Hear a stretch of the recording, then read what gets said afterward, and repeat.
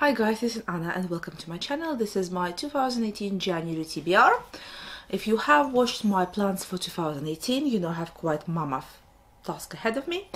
I have 4 main categories I would be pulling books from, including this month. And there are some books which I have already started and which I'm carrying on with me. So hopefully this will be nice, brief and short.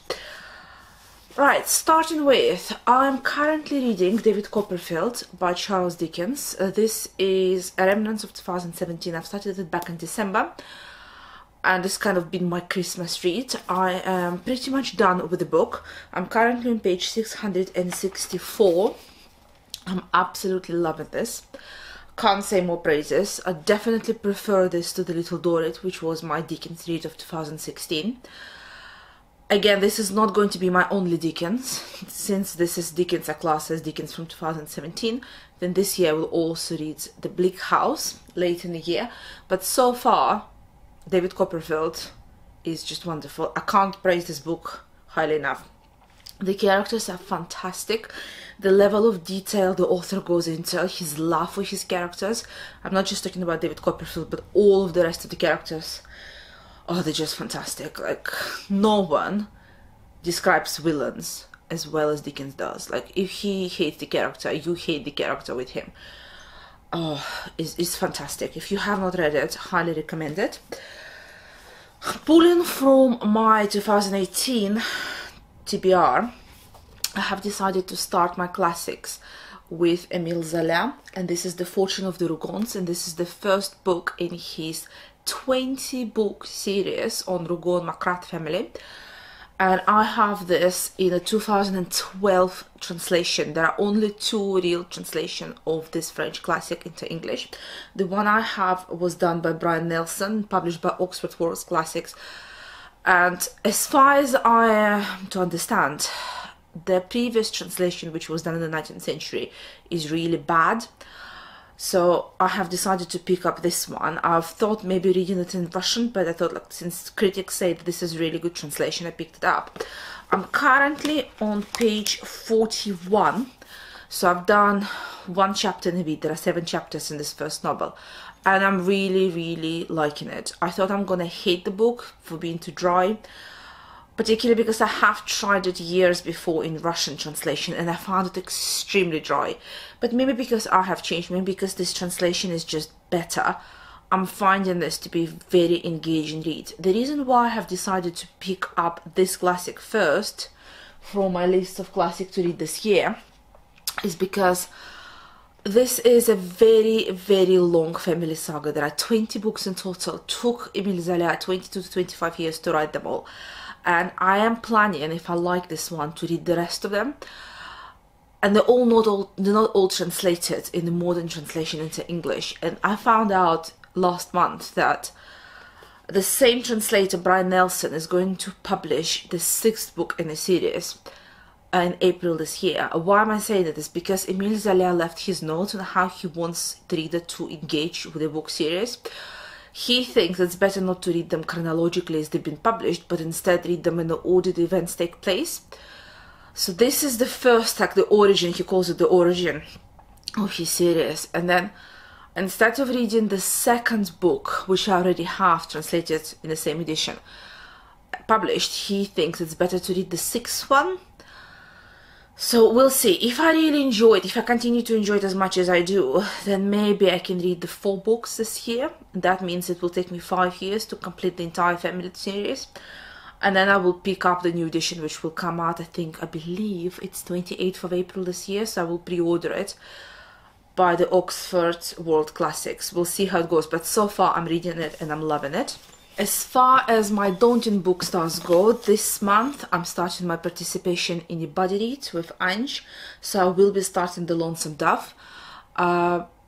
It's 2nd of January today. I know most people have started yesterday, so I'm actively trying not to go to the Goodreads page to see what people think. I think I'm gonna start it tonight just to see how it goes. As far as my reads go, I wanted to read 2 Dostoevskys this year, so I thought I'll start with the one I liked more at school, and this is He's the Idiot. I will be reading it in Russian. So again, this is my plan for January. So if I like it or don't like it, doesn't matter. I will give myself a break between picking up the Demons, which I think will be harder of the two reads. Then from the authors I really liked last year, I will be picking up Willa Cather. Last year I read Our Pioneers, and I'm gonna read My Antonia. Hopefully finish it this month, if not just start it. And that leaves me with 4 books. So 3 of them I have started already, and they're gonna not be finished this month, but they're gonna be a long read. And then one I'm going to start today or tomorrow. The one I'm gonna start will be Jorge Luis Borges and his The Total Library, his collection of non-fiction. You will guys see this book a lot in my videos because I will be reading this through the entire year. My aim is to read 1, 2, maximum 3 essays a day, no more, and make notes of them. And then the one I have started back in end of November, and I'm slowly making my way through it. I'm about 2 pages in. This is quite a large book in Russian. It's about 800 pages in total. This is Alexander Solzhenitsyn, so I'm trying to collect all of his works published in Russia. It's continuously been published, it's not done, in 30 volumes. This is volume 1, so this is collection of his short stories. And I'm reading about 1 or 2 short stories a day. Sometimes I maybe will read 2 a week. Again, if I finish this volume by June this year, that would be really good going for me. Another book you have seen plenty on my channel. This is The Art of Reading by Arthur Thomas Quiller Couch. I'm about 3/4 of the book in. This is his collection of lectures which he gave just before, I think, World War I here in Cambridge, on how to read literature or how to be a critical reader. Every single chapter is a lecture, so yes, so we're talking about 1917, 1918, so this is during World War I. And I'm thoroughly enjoying it. It's a very slow read, very thoughtful read. The language is quite Antiquarian, and he does lots and lots of literary references, but I'm enjoying it. I've also started the Pelican Guide to the English Literature, end of December. I picked it up in my charity shop.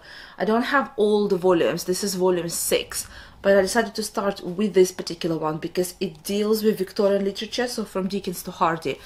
And I would like to read Dickens and Hardy more. I would eventually one day like to read all of their works. And it gives you the historical settings, the social settings of the time, so I thought that would be a really good introduction. And again, this book is really old, and I'm just going to show you how tiny the font is. The pages are super small, and they're pretty much like the library you find in a hotel. So this book will probably take me 6 months to 12 to read, but we'll see how it goes. So that was all of the paper books I have. I'm also currently reading some electronically.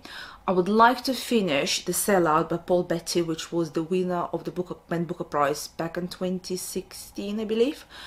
I started last year. It took me a very long time to get into it, but I'm finally liking the book quite a lot. I got into his style. So I think I will finish it in a couple of days. I'm reading it electronically, as I mentioned. Also, I'm reading a non-fiction book called Historically Inevitable. I'll insert the picture here, which I've been struggling for a while. I'm finding it quite boring because there's a lot of repetition and not enough academic referencing for me. I'm about 60% into the book. If I finish it by the end of the month, that would be really good because I would just like to get it out of my system. And another book I'm reading is not published in English. It has been translated from Ukrainian into Russian, so I'm reading it electronically because I can't buy it on paper. And I've mentioned it, I think, back in my November reads, so back into my December reads. It deals with the same time period as the non-fiction by Anne Applebaum I finished end of December with the Red Famine, so early 1930s, so 1932, 1933 primarily. And it is a difficult read. Now that I have finished the non-fiction, I think the fiction is gonna go faster, so again, I would love to finish it by the end of the month. So that's it for my January ambitious book plans. If you have read any of those books or you're planning on reading any of them, please do let me know in the comments down below. Happy reading, guys. Bye.